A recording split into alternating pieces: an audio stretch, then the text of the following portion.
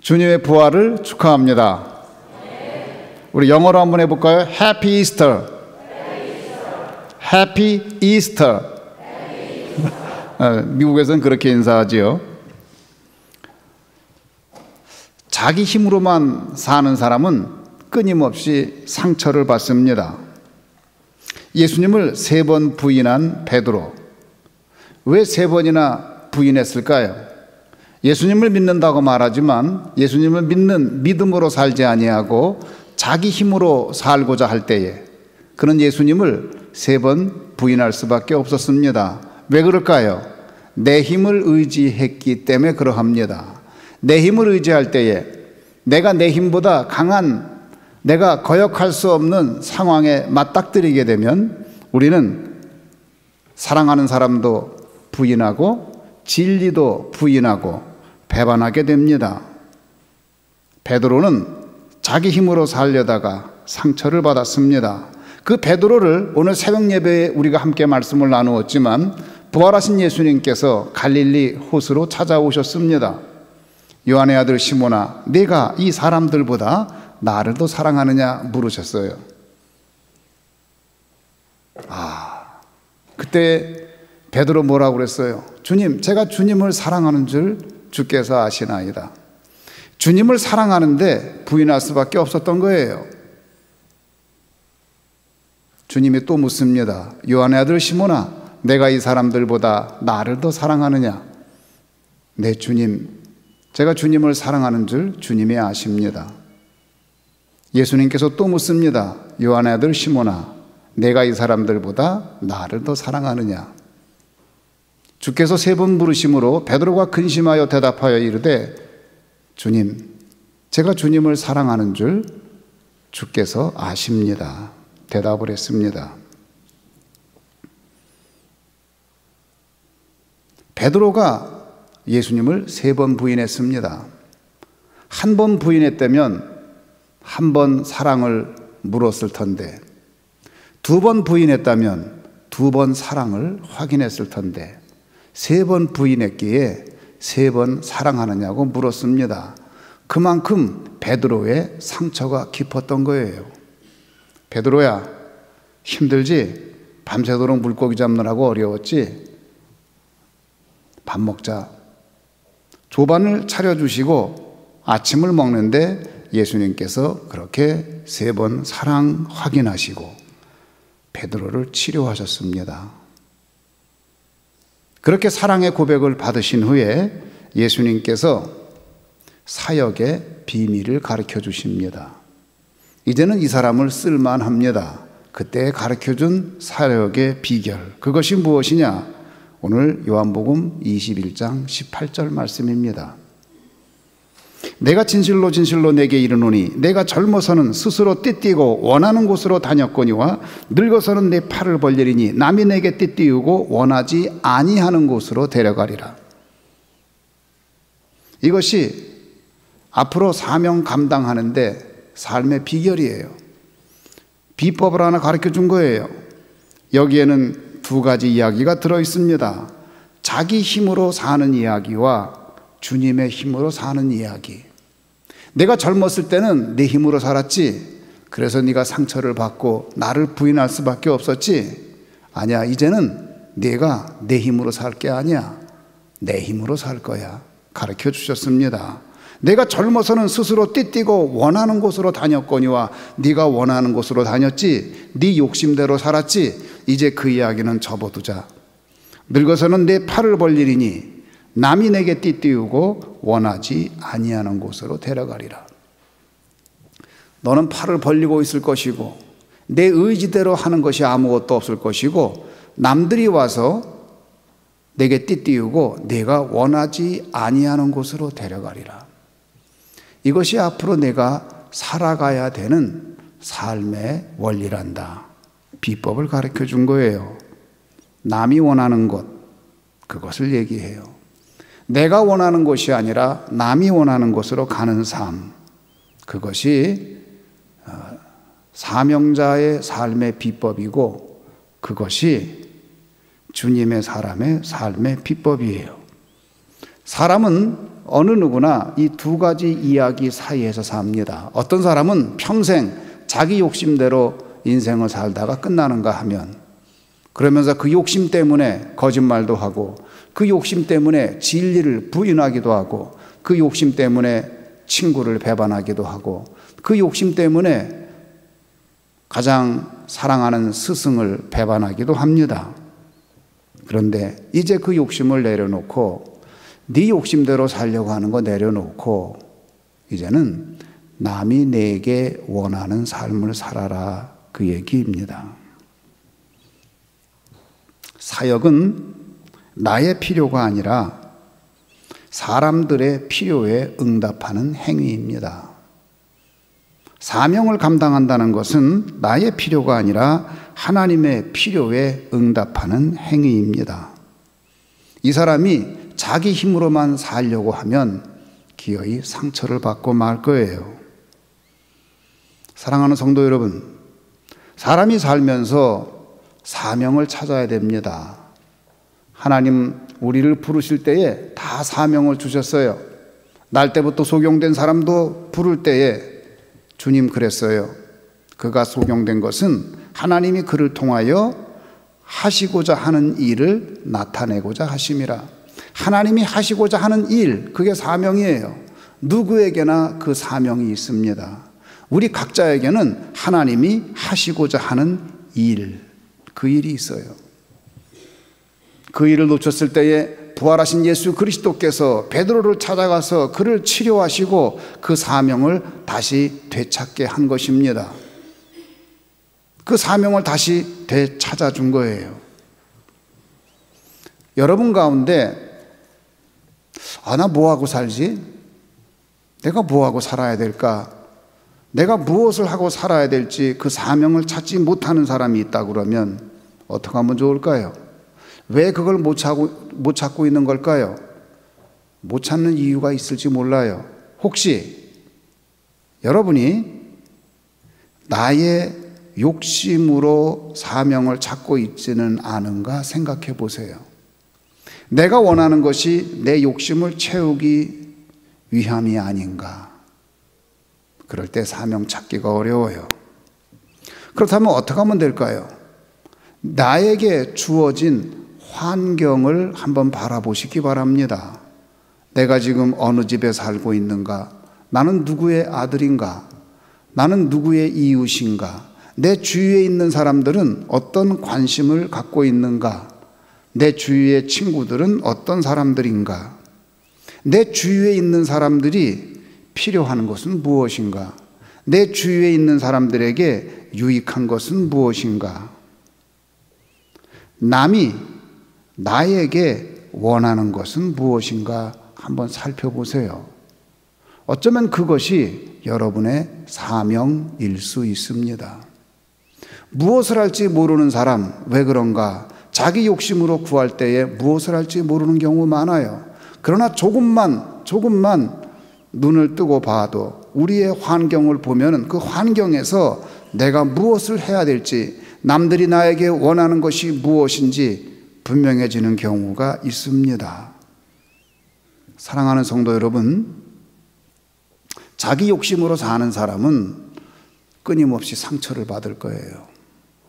그러나 남이 내게 원하는 것, 내 주위에 있는 사람들이 원하는 것이 무엇인가, 그것을 살피며 사는 사람, 그런 사람들은 다른 사람의 상처를 오히려 치료해 주는 사람이 되는 줄로 믿으시기를 주의 이름으로 축원합니다. 이것은 공부를 많이 했냐 적게 했느냐, 나에게 재산이 많으냐 적으냐 하고는 아무 관계가 없어요. 나에게 주어진 그 상황에서 주님께서 나를 통하여 하시고자 하는 일이 무엇인가 한번 기도해 보시기 바랍니다. 사역의 비밀을 가르쳐 주신 예수님, 베드로에게 가르쳐 주신 그 비밀의 초점은 무엇이냐? 너 자신에게 초점을 두지 말고 남에게 초점을 두어라. 내가 원하는 대로 살지 말고 남이 내게 원하는 대로 살아라. 그것이에요. 내가 젊어서는 원하는 곳으로 다녔거니와 늙어서는 두 팔을 벌리리니 남이 내게 띠띠우고 내가 원치 아니하는 곳으로 데려가리라. 그 비밀을 가르쳐 주신 후에 예수님이 하신 말씀이 뭐냐? 나를 따르라. 그때 비로소 나를 따르라고 그랬어요. 그 비밀을 모르는 사람은 예수님을 따르는 것이 불가능합니다. 우리가 예수님을 믿으면 다 예수님을 따라야 되는데 우리가 다 예수님을 따르느냐? 그렇지 않은 것 같아요. 그렇지 않은 것 같아요. 카일 아이들만이라는 분은 Not a fan 이라는 책을 썼어요. 팬인가 제자인가 그런 내용인데, 예수 믿는 사람이 예수님의 팬인가 아니면 예수님의 제자인가 그 질문을 던지는 거예요. 팬은 가서 환호하면 되는 거예요. 그러다가 불리한 일이 있으면 거기서 사라져요. 제자는 끝까지 따라가는데, 제자는 무슨 이야기를 듣느냐? 예수님에게서 이런 얘기를 들어요. 너 와서 죽어라.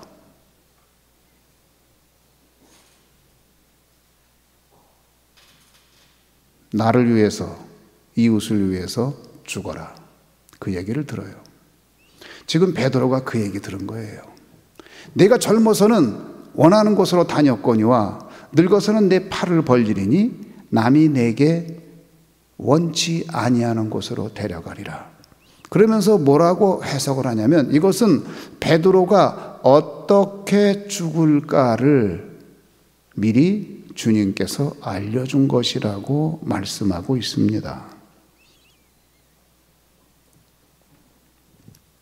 베드로 어떻게 죽을까? 그 영광스러운 길을 보여주시는 거예요. 빌리 그레이엄 목사님이 2018년 2월에 주님의 부르심을 받았습니다. 살아계실 때 그분이 무슨 얘기를 했느냐, 이런 얘기를 했어요. 여러분, 빌리 그레이엄이 죽었다는 소식이 신문에 나거든 그 신문 기사를 믿지 마세요. 내가 죽은 것이 아니라 주소를 옮겼을 뿐입니다. 주소를 옮겼을 뿐이에요. 하늘나라가 나의 영원한 주소예요. 그렇게 알고 사는 사람, 그것이 바로 그리스도인의 정체성이에요. 예수를 믿는 사람은 그렇게 사는 거예요. 주소를 잠깐 옮겼을 뿐이에요. 예수님께서 베드로에게 이렇게 그 사역의 비밀을 가르쳐주고, 베드로가 이제 그럼 내가 주님을 따르며 살아야 되겠다, 나를 따르라 그럴 때에 주님을 따르겠다고 결심하고, 이제부터는 내가 나를 위해서가 아니라 남을 위해 살겠다고 결심했어요. 드디어 아르케고스가 된 거예요. 내가 속해 있는 집단을 위해서 싸우고, 싸운 다음에 얻은 전리품을 내가 속한 집단에 나누어 주는 사람, 그분을 아르케고스, 예수 그리스도가 아르케고스라고 성경에서는 증거하는데, 베드로가 또 다른 아르케고스가 된 거예요. 그런데 이 베드로가 궁금한 게 하나 있었어요. 그게 뭐냐? 자기하고 가장 가깝게 지내는 요한이 궁금했어요. 그래서 베드로가 묻습니다. 요한복음 21장 21절은 이렇게 말합니다. 이에 베드로가 그를 보고 예수께 여짜오되 주님, 이 사람은 어떻게 되겠사옵나이까? 했더니 예수님 뭐라고 대답한 줄 아세요? 22절에 예수께서 이르시되 내가 올 때까지 그를 머물게 하고자 할지라도 내게 무슨 상관이냐? 너는 나를 따르라. 내가 올 때까지 그를 머물게 하고자 할지라도, 그건 무슨 얘기예요? 이 사람이 오래 산다는 거예요. 오래 산다는 거예요. 요한은 오래 산다는 거예요.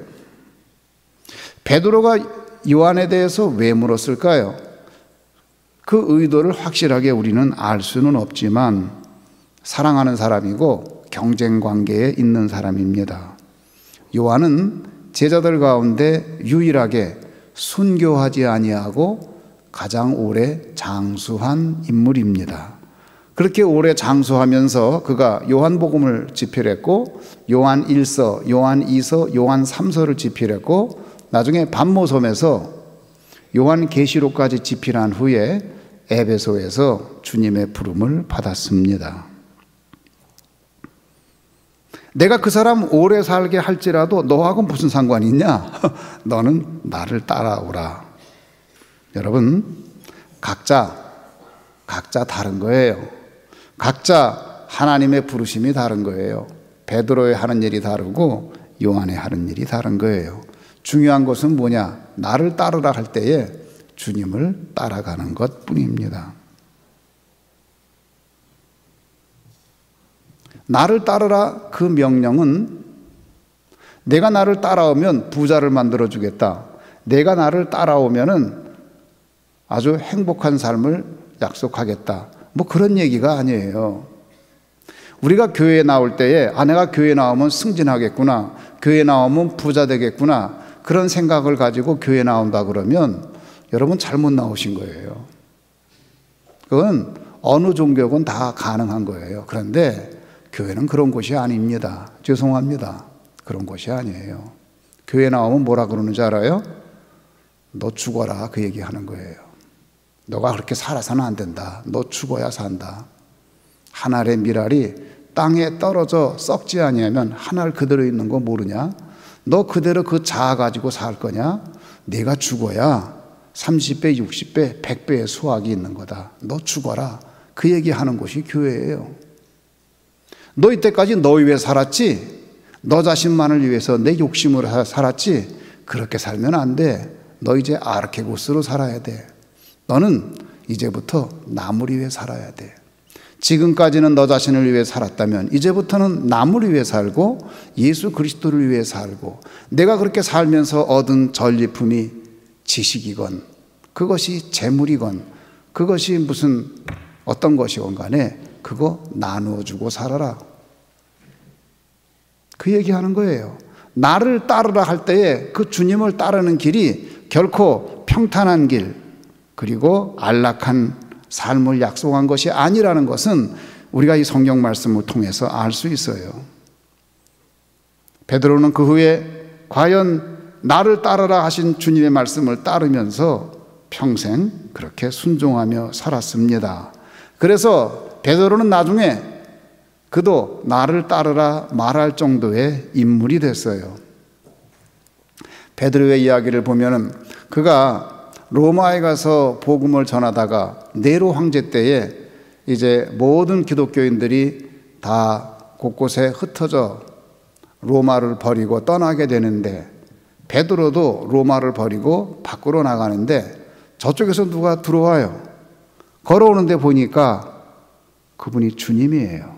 주님이 오시길래 베드로가 묻습니다. 쿼바디스 도미네, 주여 어디로 가시나이까? 나는 내가 버리고 가는 로마로 들어간단다. 베드로가 발걸음을 되돌려서 로마로 들어가서 로마에서 순교하였다고 이야기합니다.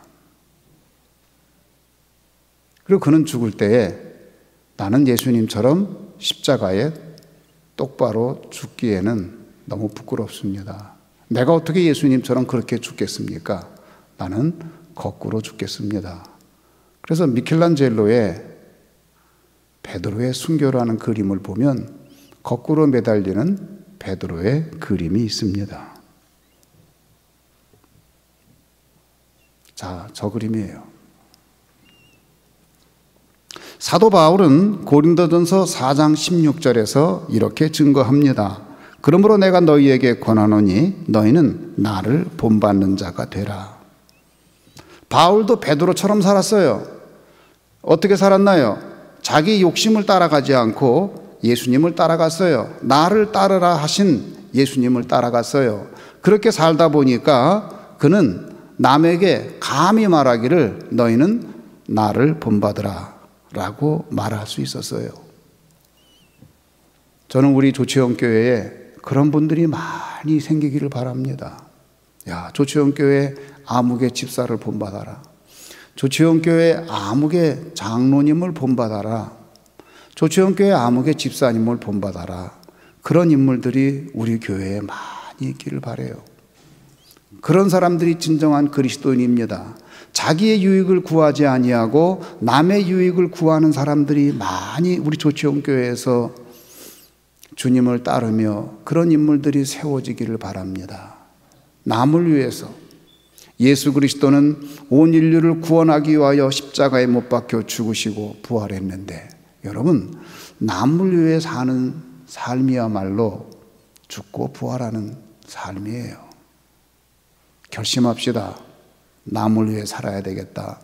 내 욕심대로 살지 말아야겠다. 예수님이 부활한 그 목적은 온 인류를 구원하기 위함이었는데, 나는 내 목숨 하나 구하려고 내 동료를 배반하고, 나는 내 목숨 하나 구하려고 나라를 배반하고, 나는 내 목숨 하나 구하려고 회사의 기밀을 탈취하고 부도똑하게 살고 뇌물을 받고, 그리스도인 가운데는 그런 사람이 없기를 바랍니다.